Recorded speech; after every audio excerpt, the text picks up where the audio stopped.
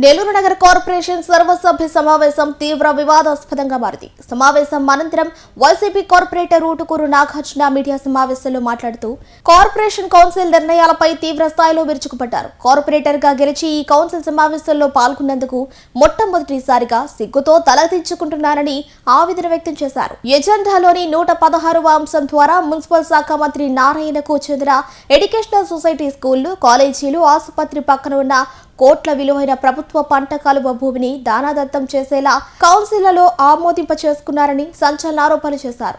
నిరుపేదలు చిన్న ఇల్లు కట్టుకుంటే కూల్చేసే అధికారులు మంత్రికి చెందిన కోట్ల విలువైన ఆక్రమణలకు వంత పాడుతున్నారని మండిపడ్డారు. సర్వసభ్య సమావేశం చూస్తే ఒక కార్పొరేటర్ గా గెలిచినందుకు, ఒక కార్పొరేటర్ గా సర్వసభ్య సమావేశంలో పాల్గొన్నందుకు మొట్టమొదటిసారిగా తలదించుకునే పరిస్థితి ఈ రోజు ఏదైతే చెప్తా ఉన్నా. కారణం ఈ రోజు ఎజెండా ఏదైతే 1 నుంచి 125 అంశాలతో ఎజెండా రూపొందించారో పూర్తి దుర్మార్గంగా, అంటే వాళ్ళకి ఇష్టానుసారంగా దాంట్లో చేసుకొని ఈ రోజు రాటిఫికేషన్ పేరుతో అత్యవసరంగా దాన్ని పెట్టేసి మాకు ఏమి తెలియకుండా మా ఆమోదం కోసం ఈ రోజు పెట్టేసి ఆల్ పాస్ అని చెప్పే కార్యక్రమం చేస్తే దాంట్లో మరీ ముఖ్యంగా 116 నా డివిజన్ సంబంధించి 116 అంశం ఏదైతే ఉందో దానికి సంబంధించి మంత్రి నారాయణ గారి ఎడ్యుకేషన్ సొసైటీ సంబంధించినటువంటి స్కూల్స్ ఏదైతే ఉన్నాయో ఆ ప్రైవేట్ ల్యాండ్ సంబంధించిన పక్కన దాదాపు కోట్లు విలువ చేసేటువంటి భూమి, ఒక పంట కాలంని ఆ నారాయణ ఎడ్యుకేషన్ సొసైటీకి సంబంధించినటువంటి స్కూల్స్ కి, ఆ కాలేజీ, ఆ హాస్పిటల్ కి దానదత్తం చేస్తున్నట్టు ఈ రోజు కౌన్సిల్ లో ఆమోదించిన తీరు చూస్తే ఇంత బాధగా వేస్తా ఉంది. కొంతమంది కార్పొరేటర్లు అయితే జగన్మోహన్ రెడ్డి గారి బీఫామ్ తో తెలిసినటువంటి కార్పొరేటర్లు కూడా ఈ రోజు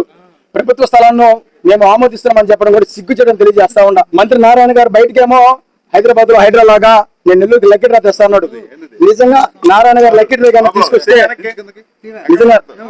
రేగాన్ని తీసుకొస్తే మొట్టమొదటి టోకను నారాయణ గారి నుంచి మొదలు పెట్టాలా. అందుకు కారణం ఆ కాలువ చుట్టుపక్కల ఉన్నటువంటి బఫర్ లో కట్టినటువంటి ఆయన స్కూల్స్ కావచ్చు, ఆయన హాస్పిటల్ ఏదైతే ఉందో ఆ బఫర్ లో కట్టినటువంటి నారాయణ గారు మొట్టమొదటి నుంచి కూడా ఎక్కడ డీవియేషన్ ఒప్పుకోం.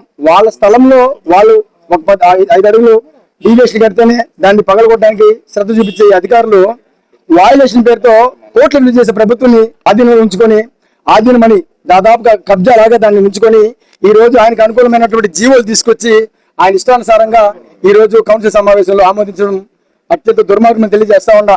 పేదవాడు ఆ రంగనాల్లో ఇల్లు కట్టుకుని వాడి జీవనోపాధి కోసము రోడ్డు పక్కన 6 రంగనాలు ఇల్లు కట్టుకుంటే తప్పైపోతుంది. కానీ ఇదే నిరుపేదైనటువంటి నారాయణ మాత్రం కోట్లు విలువ చేసే భూమిని ఆక్రమిస్తే మాత్రం అధికారులు ఆయనకు వంత పాటను కూడా సిగ్గుచేయడం కూడా తెలియజేస్తా ఉన్నా.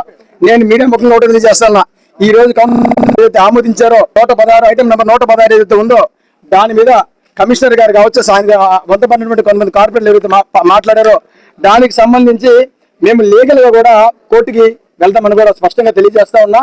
ఖచ్చితంగా ఈ మంత్రి గారు చేసేటువంటి ఈ భూ ఆక్రమణ ఏదైతే ఉందో దాన్ని వెలుగులోకి తీసుకొస్తాం.